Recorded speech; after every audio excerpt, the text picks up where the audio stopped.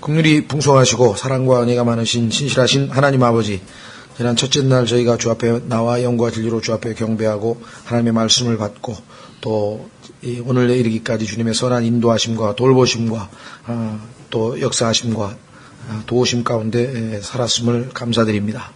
주님, 그러나 우리가 먹든지 마시든지 그 무엇을 하든지 하나님께 영광을 돌리는 삶을 살지 못하였고 또 마음과 혼과 생각과 힘을 다하여 하나님을 사랑하지 못했던 많은 순간들이 있었던 것을 고백드립니다.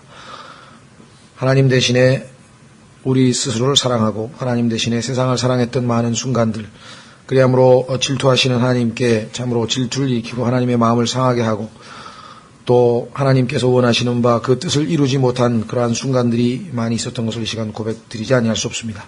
그럼에도 불구하고 다시 저희가 주 앞에 담대히 나아올 수 있는 것은 오직 우리 주 예수 그리스도께서 흘리신 보배로운 피로 이 시간도 주님께 저희를 다 씻으시고 정결케 하셔서 산 희생물로 하나님 앞에 드려질 때 주님의 약속대로 긍휼과 필요한 때에 도우시는 은혜를 통해서 저희를 연락하시고 저희에게 또 다시 하나님의 말씀으로 또 먹이시고 또 하나님 앞에 더 가까이 다가설 수 있는 계기가 되게 하시고 말씀을 통해 하나님이 어떠하신 분이심인지 더욱 알게 하시며 또 저희가 주님을 알아가는 만큼 더욱 사모하고 더욱더 충성되고 우리 주 예수 그리스도를 참으로 닮아가는 또 주님의 장성한 분량에 이르는 그날까지 이 믿음의 경주를 계속해 나아갈 수 있도록 도와주시기를 주 앞에 간절히 간구합니다. 세상에 많은 유혹들과 세상에 많은 어려움들과 마귀의 불화살이 있고 또 무엇보다도 우리 자신이 참으로 우리를 스스로 사랑하는 육신의 나약함과 또 우리 자아를 사랑하는 것이 우리 안에 있음을 고백드리지 아니할 수 없습니다.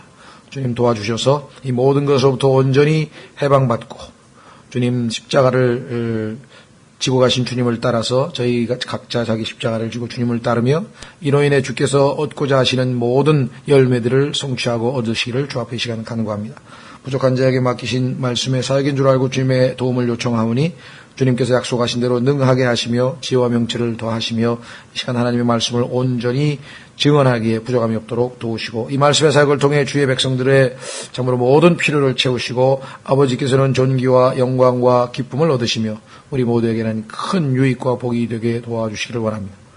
주님, 연말연시에 많은 참으로 세상에 다사다난한 바쁜 일들이 있습니다. 주님, 이 모든 상황에서 그리스도인답게 지혜롭게 시간을 사서 얻을 수 있도록 도와주시고 아버지 하나님, 그 와중에서도 믿음을 흔들리지 않게 도와주시옵시고 피곤치 않게 도와주시옵시며 건강도 지켜주시고 아버지 하나님, 이곳에 비록 오고 싶지만 함께하지 못한 모든 지체들을 지켜보아시고 그들의 마음을 붙드시며 아버지와 또 아버지의 말씀과 또 아버지의 지체들이 모여있는 이 거룩한 집회를 기억할 수 있도록 도우시며 동일한 은혜로 함께해 주시기를 간구드립니다. 이 시간을 하나님 아버지 손에 온전히 의탁드리오며 모든 말씀을 우리 주 예수 그리스도의 이름으로 기도하옵나이다. 아멘. 예, 오늘은 시편 14편입니다. 시편 14편.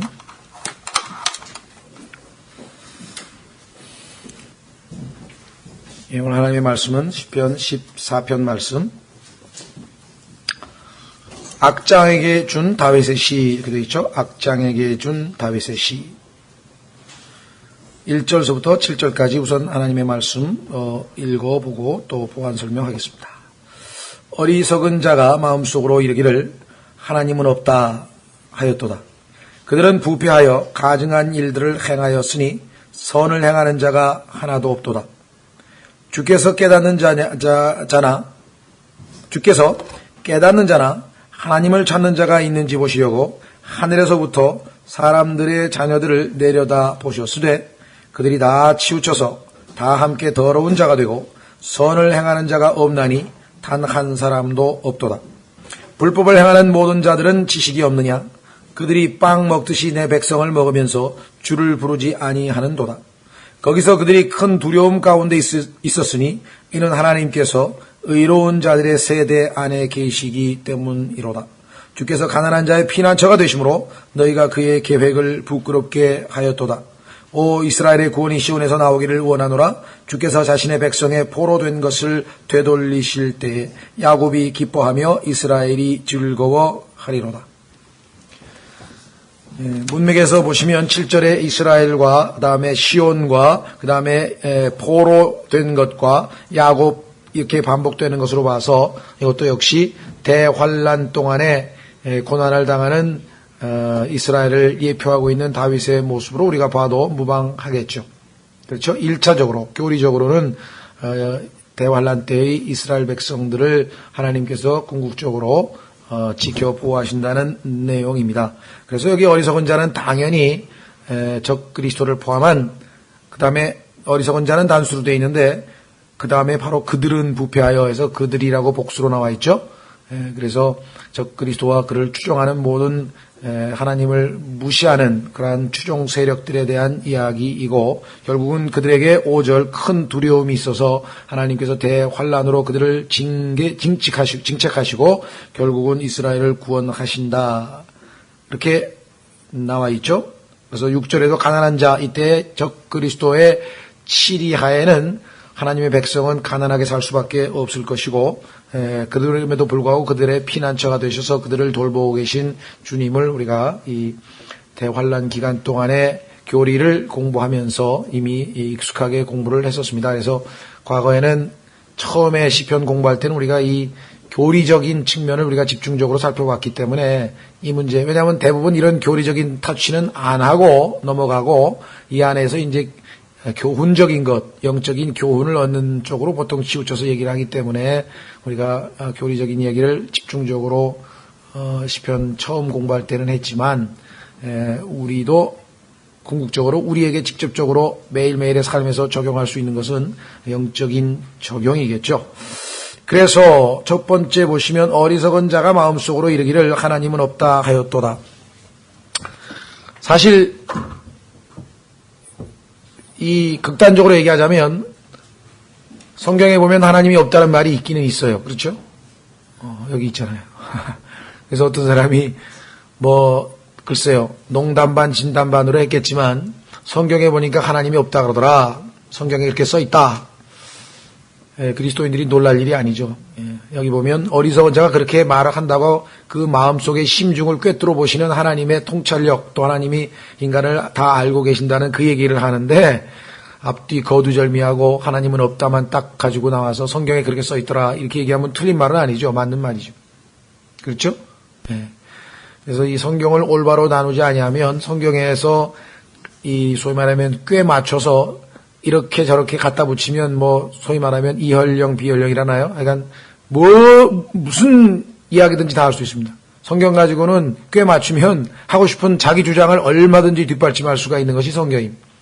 성경은 정말 올바로 사용하지 아니하면 정말 이 유익을 끼치기보다는 잘못하면 위험한 칼, 아주 많은 사람들이 성경을 실족하여 걸려 넘어지는 자가 되었다는 사실을 우리가 알아야 됩니다. 그렇죠? 그래서 성경을 어설프게 다루었다가는 아주 엄청난 일들이 벌어지게 되는데, 예를 들면 확인해 보겠습니다. 베드로전서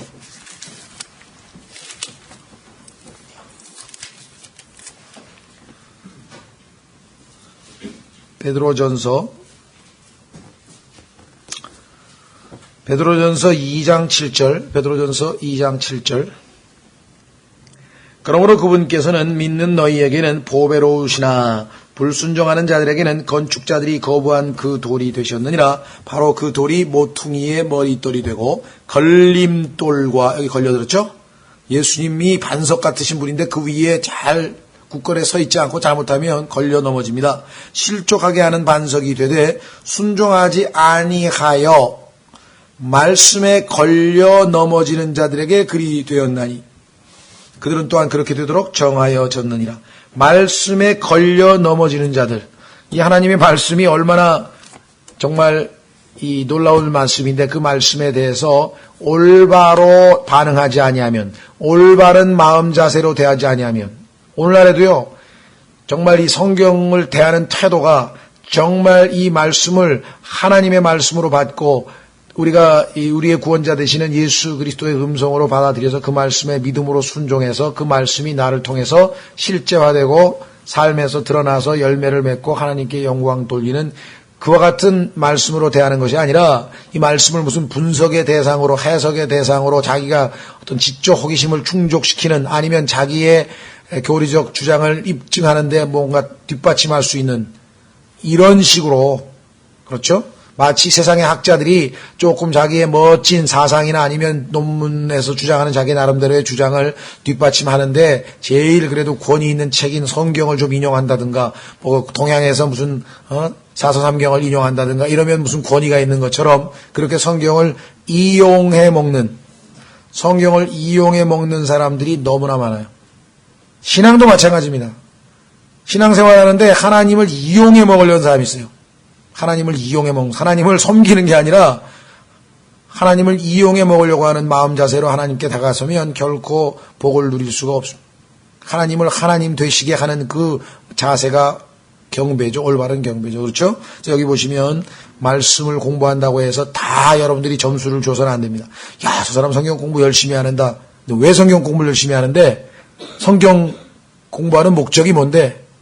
성경 공부하는 목적이 예수 그리스도를 더 알아가기 위해서, 그리고 그분의 뜻을 더 깨닫기 위해서, 그래서 그 말씀에 순종해서 더 하나님을 영화롭게 하기 위해서, 하나님을 더 깊이 사귀기 위해서라고 한다면 올바른 동기이나, 그것이 아니고 다른 동기로 만약에 성경을 대한다면 그 말씀에 걸려 넘어지게 되어 있다. 베드로후서 역시 3장에도 비슷한 말씀이 있습니다. 하나님 말씀이 전부 다 성경 공부한다고 다 모든 사람에게 영적 성장을 가져오고 유익하냐? 그렇지 않습니다. 여러분들도 아무리 좋은 음식도 그 사람의 필요에 맞게 적절한 양을 적절한 시기에 먹지 아니하면 음식이 오히려 독이 되는 수가 있죠. 전 잘 모르겠습니다만은 사과를 또 밤에 먹으면 안 된다고 그래서 난 근거도 모르고 그냥 그게 맞는 말인 줄 알고 여태까지 안 먹었는데 맞는 말인가요?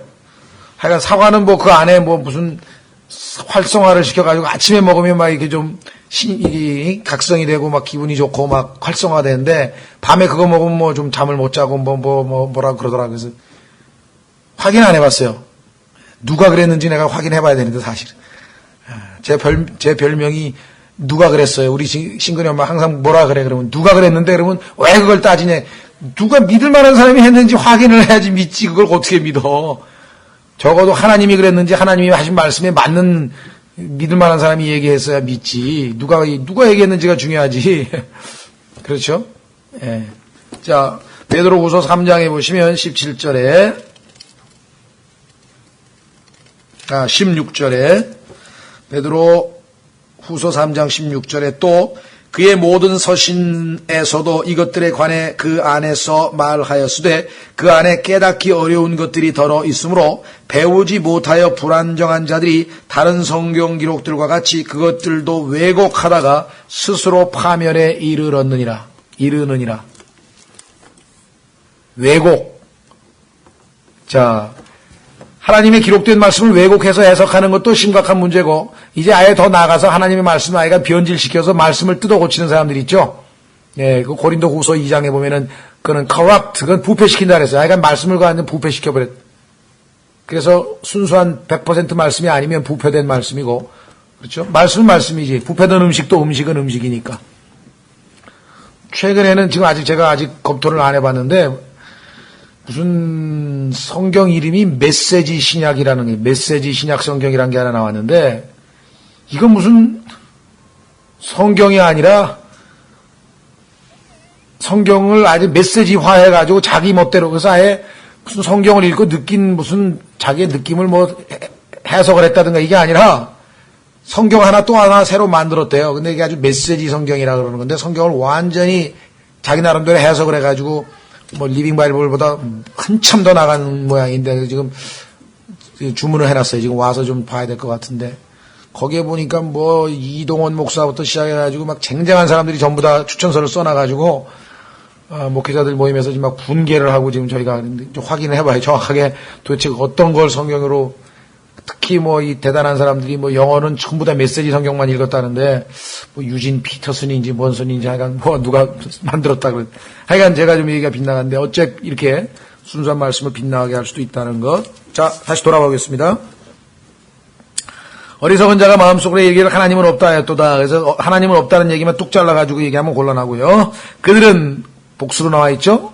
어리석은 자는 단수인데 히즈라 그랬는데 복수. 그들은 부패하여, corrupt, 여러분들, corrupt의 원조, 누구냐? 마귀죠. 에스겔서 28장에 보면은 하나님이 주신 그 순수한 지혜를, 하나님의 지혜를 corrupt, 부패시켰다. 그래서 부패의 원조. 모든 부패는 그것이 물질의 부패가 됐든 음식의 부패가 됐든 뭐가 약간 부패했다, 썩었다 그러면 전부 다 이건 마귀하고 연관이 되어 있는 것입니다.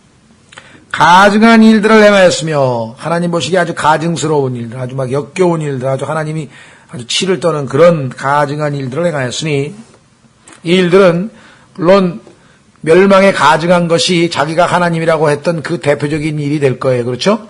교리적으로 보자면 자기가 하나님이라고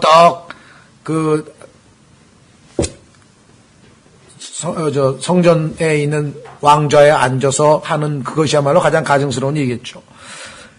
가증한 일을 행하였으니 선을 행하는 자가 하나도 없도다. 이 세상 사람들이 보면 아마 성경이 아주 증오문학이라고 할 만하죠. 아니, 이 세상에 착한 사람이 어디 한둘이야? 그렇죠?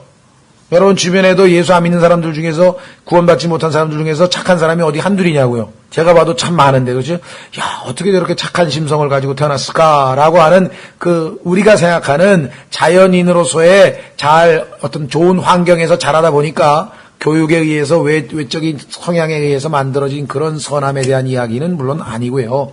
인간의 본질에 대한 이야기를 하고 있는 것이죠.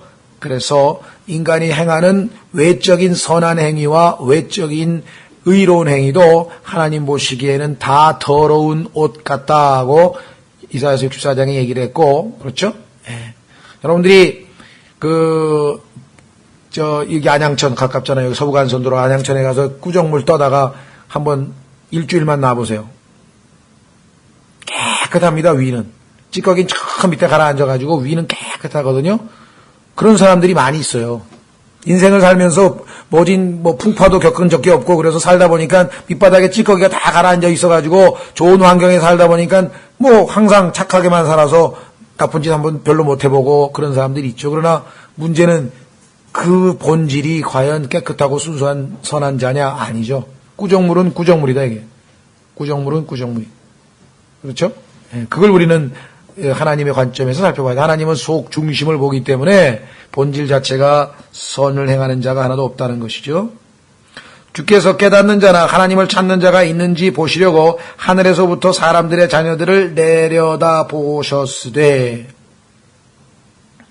깨닫는 자, 하나님과 자신과의 관계, 인간의 존재 목적, 이런 거를 정말 제대로 깨닫는 사람이 있는가? 나는 왜 태어났을까? 이 세상은 나는 어디서 왔을까? 이 세상은 어떻게 존재하는 것일까?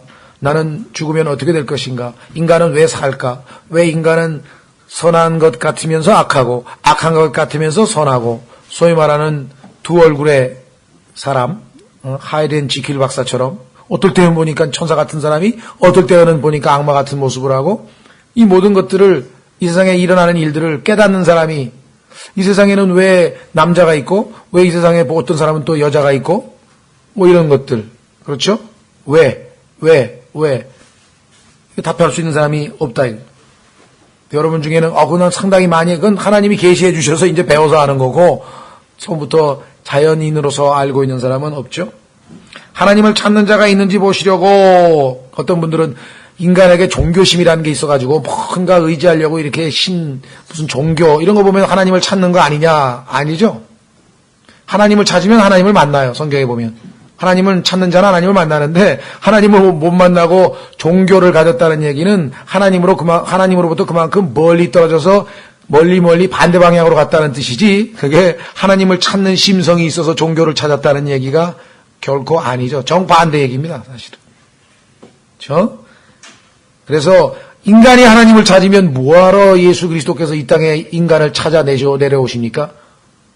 인간이 하나님을 안 찾죠. 그렇죠? 인간은 눈에 보이는 것, 하나님께서 사람 속에 세상을 두셨다 그랬죠. 전도서 3장에 보니까. 그래서 사람들이 하나님이 하시는 이 일이 뭔지를 알지 못하게 만들어버리셨다. 왜? 타락해서 죄를 지었기 때문에 거기에 대한 하나님의 징계였죠. 그래서 예수 그리스도께서 오셔서 복음의 빛을 비추시고 성령께서 가리었던 눈을 여시고, 그래야 비로소 하나님이 누구이신지 알게 되는 것이고, 그렇죠? 여기서 지금 얘기하는 것은 바로 그것입니다. 주께서 깨닫는 자나 하나님을 찾는 자가 있는지 보시려고 하늘에서부터 사람들의 자녀들을 내려다 보셨으되 그들이 다 치우쳐서, 여기서 치우쳤다는 얘기는 gone aside란 말이 있는데요. 치우쳐서, 조금 치우쳤다는 얘기는 균형을 못 잡았다는 얘기 비슷한데 그 말도 틀린 말은 아니고 조금 더 달리 번역하면 빗나갔다는 얘기예요. 똑바로 가야 되는데, 그렇죠? 하나님 정해놓은 그 인생길을 똑바로 가야 되는데 가다가 옆길로 샜다네. 잘 빗나가 버렸다. 이게 빗나가 버렸다. 그렇죠? 그래서 다 함께 더러운 자가 되고 선을 행하는 자가 없나니 단 한 사람도 없도다. 하나님의 관점에서 봤을 때는 단 한 사람도 없죠. 그래서 부자 청년이 예수 그리스도께서 와서 선한 선생님이여 했을 때 예수님께서 하신 말씀이 하나님 한 분 이외에는 선한 분이 아니 계시거늘 내가 어찌 나를 선한 자라 하느냐. 그렇죠? 예. 그래서 이 선한 자의 기준은 하나님이 보시기에 좋았더라. 그게 선한 거예요. 세상 사람들이 보기에 좋은 것이 선한 게 아니라 하나님이 보시기에 좋았더라. 창세기 1장에서 하나님께서 창조하신 다음에 첫째 날 하나님이 보시기에 좋았더라. 셋째 날 하나님이 보시기에 좋았더라. 넷째 날, 다섯째 날, 그렇죠?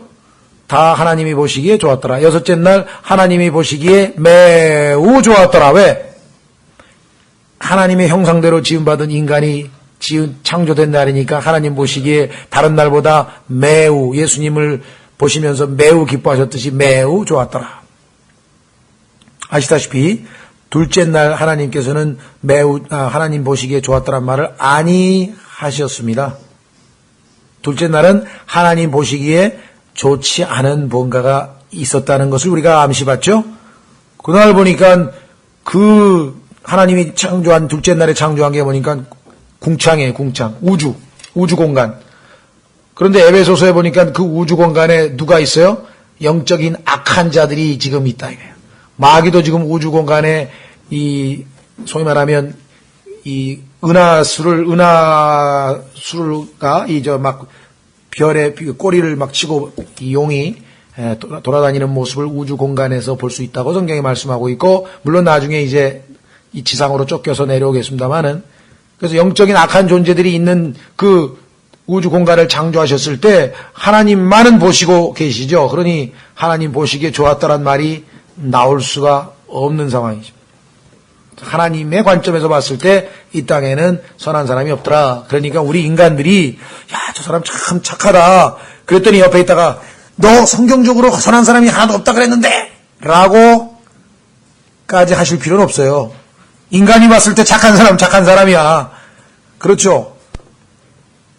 어떤 분은 너무 지나치게 의인이 돼가지고 성경에는 의인이 없나니 한 사람도 없다 그랬고 선한 사람이 하나도 없다고 선한 행위가 없다 그랬는데, 그럼 여러분이 학교 선생님으로서 애들 보고 너희들 참 착하게 행동했구나, 참 착하다 그러면 비성경적으로 얘기한 건가요?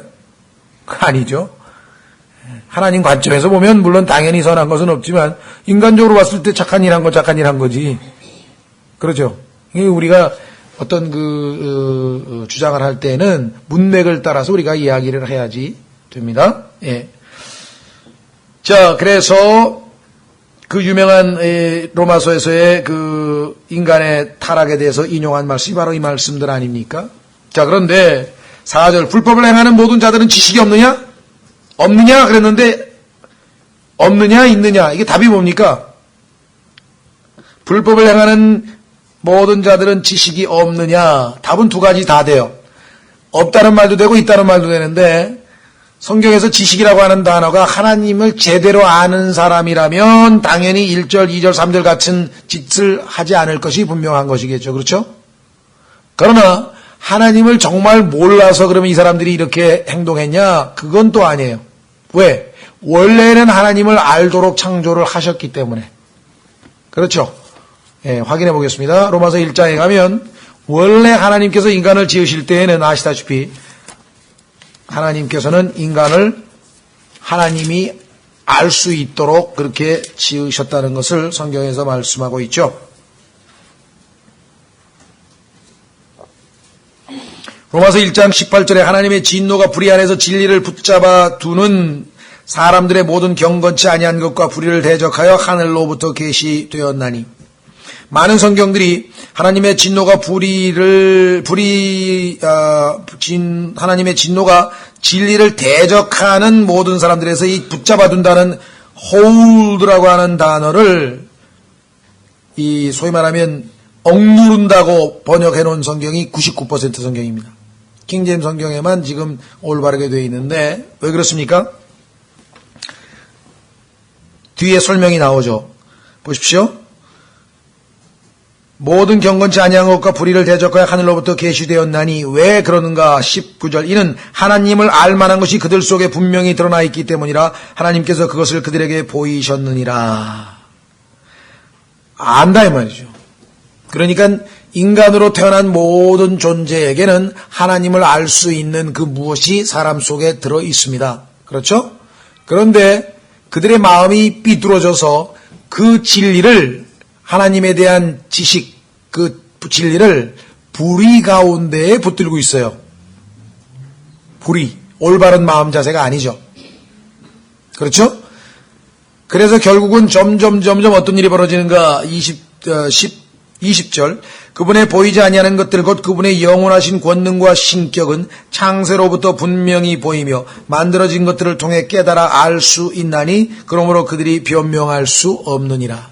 처음에 하나님 몰랐던 사람은 아무도 없어요. 다 알았는데 유치원 가서 배우고 초등학교 가서 배우고 중학교 가서 배우고 고등학교 가서 배우고 대학에 가서 배우면서 점점 단단해지고 성경적인 용어로 쓰면 강팍해지고 완악해져서 결국은 21절에 그들이 하나님을 알되 하나님을 모르는 게 아닙니다. 하나님을 알되 그분을 하나님으로 영화롭게도 하지 아니하고 감사하지도 아니하고 오히려 자기들의 성상 속에서 허망해지고 또 그들의 어리석은 마음이 여기 어리석다는 말 나오는 것 분명하죠? 어리석은 마음이 아까 나왔잖아요.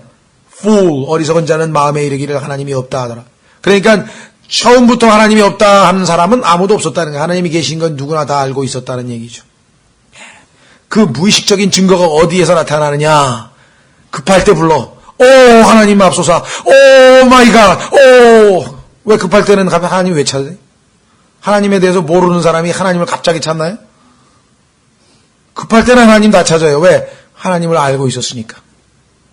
그러면 그동안에는 왜 하나님이 없다는 교육을 자꾸만 받고 자기도 자꾸 죄를 짓다 보니까 하나님 생각을 하면 자꾸 마음이 불편해지고 자꾸 벌받을 것 같고 자꾸 무섭고 그러니까 아담이 하나님으로부터 도망쳐가지고 무화과 나무 잎으로 가리고 도망쳤듯이 자꾸만 도망치다 보니까 이제 마귀가 확실하지? 하나님 없지? 증거, 진화론 등등 과학적으로 뭐 이론적으로 갖다 붙이니까 이제 자기 양심을 완전히 인두로 지져버려가지고 더 이상 작동을 안 해. 그러니까 지난번에 우리 그 김명현 교수인가 그 사람이 얘기한 것처럼 망가진 거지. 많이 망가진 거지. 그러니까 점점 망가져가고 있는 거지. 그럴 뿐이지 모르는 건 아니에요. 그래서 이 시편 14편에도 완전히 무슨 하나님의 존재 자체를 모른다. 그런 의미에서의 어리석은 자가 아니라 하나님이 계신 건 알지만 그걸 인정을 안 하려고 하고 부인해버리려고 그런다는 것이죠. 그렇죠? 예. 자, 그래서 다시 우리는 돌아와서 시편 14편 4절에 불법을 행하는 모든 자들은 지식이 없느냐? 있으면서도 거부하는 것이지. 진정한 의미에서는 없는 것이지. 하나님에 대한 지식, 어떤 지식? 성경에 보니까 하나님을 아는 것, 영원한 생명 우리 안에 주어졌죠? 요한복음 17장 3절에. 여러분과 제가 하나님을 알고 있게 된 것은 예수 그리스도를 믿는 순간에 하나님께서 주신 예수 그리스도의 생명, 예수님 자신이 우리 안에 들어와 계셨기 때문에 우리가 하나님에 대해서 지금 알고 있는 것이지. 그렇죠? 그들이 빵 먹듯이 내 백성을 먹으면서 주를 부르지 아니하는도다. 이 빵 먹듯이 내 백성을 먹는다는 얘기는요, 어쩌면 실제적일 수도 있어요. 성경에 보니까 대환란 때 이 여인들이 너무나 온순한 여인들이 너무나 배가 고파서 자식을 삶아 먹었다는 기록이 성경에 서너 번 나옵니다. 신명기에도 나오고 예레미야에도 나오고 열왕기인가에도 나오고 보면은요. 그러니까 자신을 그렇게 신뢰하지 마세요. 극한 상황에 처하면 무슨 짓이든지 할 수 있는 게 우리 인간이라는 거죠. 그런 우리의 이 악한 본성이 내재하고 있다는 것이죠. 다만 하나님의 은혜로 우리가 그를 통제하고 있을 뿐. 그러나 여기 나와 있는 것처럼 실제적으로 모르겠어요. 피의 술제물, 사람의 피를 마시는 이야기는 시편 16편에 지난번에 살펴봤었죠. 16편 보세요. 거기 바로 오른쪽에 보시면 서둘러 다른 신을 따르는 자들은 고통이 더욱 많으리로다. 나는 그들의 헌물 곧 피의 음료 헌물을 드리지 아니하며. 피의 음료 헌물이라 그랬죠. 유대인들 666표를 받지 아니하고 짐승의 표를 받지 아니하고 짐승의 형상에 절하지 아니하여서 순교당하는 자들을 목 베어서 그들의 피를 받아서 이 적그리스도에게 하나님이라고 자처하는 그 자에게 바치는 그러한 피의 술제물이 있을 터인데, 아마 그들이 먹힌다고 하는 말이 실제적으로 문자적으로도 어쩌면 사람 고기도 먹을지도 모르겠어요. 마치 어린 양을 잡아서 이스라엘 백성들이 출애굽할 때 고기를 먹었듯이 어쩌면 사람 고기를 먹는 일이 일어날지도 모르는 거죠. 성경은 어쩔 때는 너무나 문자적으로 이루어질 때가 있거든요. 어쨌거나 그러니까 뭐 그 대환란의 교리적인 얘기고, 여기서 얘기하는 얘기는 정말 하나님의 백성들이 이 악한 자들에 의해서 정말 이 먹힌다, 아주 고난을 당하고 아주 조롱당하고 이와 같은 거겠죠. 이들은 주를 부르지 아니합니다. 주를 부르지 아니하는 악한 자들이죠. 그러나 하나님께서 여기에 대처하십니다. 5절, 거기서 그들이 큰 두려움 가운데 있었으니 이는 하나님께서 의로운 자들의 세대 안에 계시기 때문이로다. 하나님이 함께하지 않은 그곳에 하나님께서 큰 두려움이 임하게 하심으로, 이런 표현이 나오죠. 가만히 있는데 얼마나 큰 두려움이 임했는지 벨샤살은 하나님께서 벽에다 쓴 글씨를 보고 허리가 풀리고 다리가 후들후들 걸렸대. 사람들이 하나님께서 주시는 그 엄청난 파도 치는 소리와 이런 소리에 마음이 다 녹아내려가지고 아주 살 수가 없을 정도로 불안해서 두려움 때문에 견딜 수가 없어 하는 얘기가 이 누가복음 21장에 나오지 않습니까? 예, 그래서 의로운 자들의 세대, 이 의로운 자들의 세대는 궁극적으로 예수 그리스도께서 십자가에서 재창조하시는 그들을 언급하고 있습니다. 시편 22편에 보시면 바로 그 얘기가 나옵니다. 시편 22편 30절. 30절, 한 씨가 그분을 섬기리니 주께서 그것을 한 세대로 여기시리라. 그런데 그들이 누구냐? 그들이 와서 앞으로 태어날 한 백성에게 그분의 의를 밝히 드러내되 그분께서 이것을 행하셨음을 드러내리로다. 여기 보시면 태어날, born again 할 사람들을 얘기하는 것이고, 그들이 한 세대로 여겨지고, 그들은 단순히 무슨 지식을 얻고 뭐 인포메이션을 얻고 그런 것이 아니라 씨예요, 씨. 생명의 관계가 이루어질 관계를 맺게 될 존재라고 하는 것을 말씀해 주죠. 다시 돌아오셔서 시편 14편 6절, 주께서 가난한 자의 피난처가 되심으로 너희가 그의 계획을 부끄럽게 하였도다. 대환란 때는 물론 교리적으로 당연히 가난한 자들이 의로운 자입니다. 왜? 매매를 표 없이는 할 수 없기 때문에 그렇겠죠. 자, 신약적으로 봐도 우리는 이 땅에서 우리가 가난할 때 믿음이 부요하게 된다 그랬습니다. 확인해 보겠습니다. 야고보서 3장. 야고보서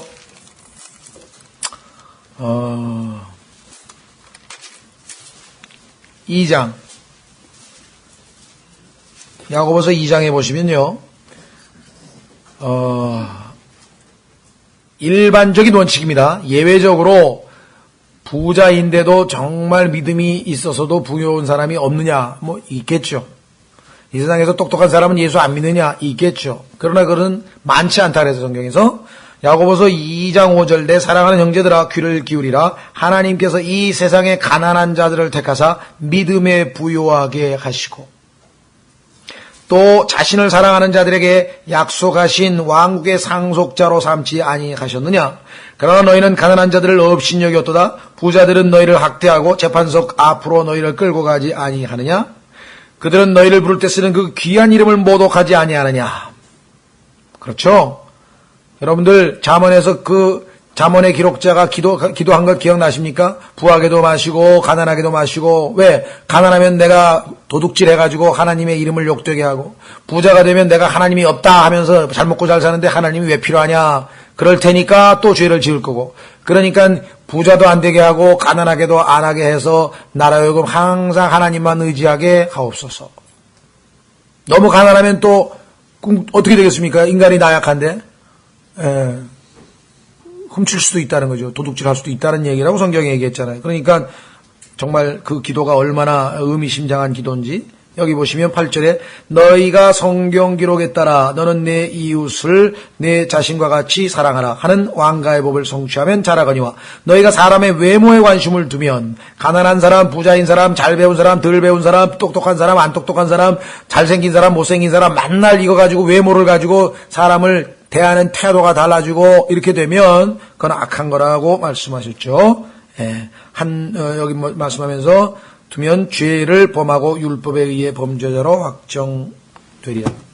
자, 다시 돌아오셔서 시편 14편 6절. 주께서 가난한 자의 피난처가 되심으로 얼마나 감사한 말씀입니까? 구약에서도 하나님께서 가난한 자들을 배려하기 위해서 이삭 줍기를 할 때에도 가난한 자들 와서 먹게 계속 뿌리라 그랬는데 가난한 자의 대표적인 사람은 아비 없는 자하고요. 그 다음에 과부하고요. 그렇죠? 그 다음에 타국인, 외국 사람, 이런 사람들이 하나님께서 말씀하신 가난한 자들의 대표적인 사람들이겠죠. 그래서 너희가 그의 계획을 부끄럽게 하였도다. 가난한 자들이 야 오늘 어디 가서 이삭 줍기 좀 해가지고 좀 먹고 살아야 되겠다 그랬더니 요 어리석은 자들이, 요 악한 자들이 아주 하나님 말씀을 어기고 아주 그냥 가난한 자들을 배척하고 밭에 와서 뭐 좀 주술라 그러는데 쫓아내고 이런 짓을 했다 이거죠. 근데 하나님이 그들의 피난처가 되실 것이다. 7절. 이스라엘의 구원이 시온에서 나오기를 원하노라. 영적으로 적용하면 갈보리 십자가에서만 구원이 나온다. 유대인이신 예수 그리스도에게서만 구원이 나온다. 주께서 자신의 백성의 포로 된 것을 되돌리실 때 이스라엘 백성들이 마귀의 포로가 된 것이고 교리적으로 보자면 이스라엘의 회복을 의미하는 말씀이지만 우리에게는 우리가 죽음의 포로가 돼 있었고 또 죄의 포로가 돼 있었고 죄의 종류에도 자기 욕심도 있고 자아도 있고 게으름도 있고 뭐 이기심도 있고 온갖 것들이 우리를 얽어맸을 때 여기서부터 벗어나서 우리가 구원을 향유할 수 있는 것은 우리 주 예수 그리스도의 십자가를 통해서 가능하다. 그래서 야곱이 기뻐하며 우리 모든 구원받은 백성들이 기뻐하고 이스라엘이 즐거워하리로다. 그래서 어리석은 자에 대한 하나님의 견해와 그들에 의해서 고난당하는 자신의 백성을 돌보시는 하나님에 대해서 말씀했는데 오늘날 이 땅에도 여러분과 제가 제대로 된 간증된 삶을 살려고 한다면 틀림없이 어떤 종류로든지 간에 가까운 이 친척을 친척을 포함해서 직장 동료를 포함해서 이웃 사람들을 포함해서 어떤 형태로든 우리가 이렇게 배척받거나 아니면 때로는 조롱당하거나 이러한 일들이 생기기 마련이고 그렇죠? 예. 하나님께서 우리에게 늘 필요한 처를 마련하시고 그 모든 것으로부터 완전히 자유함을 얻는 자유함 가운데에서 주님을 섬길 수 있는 복을 주실 것이다.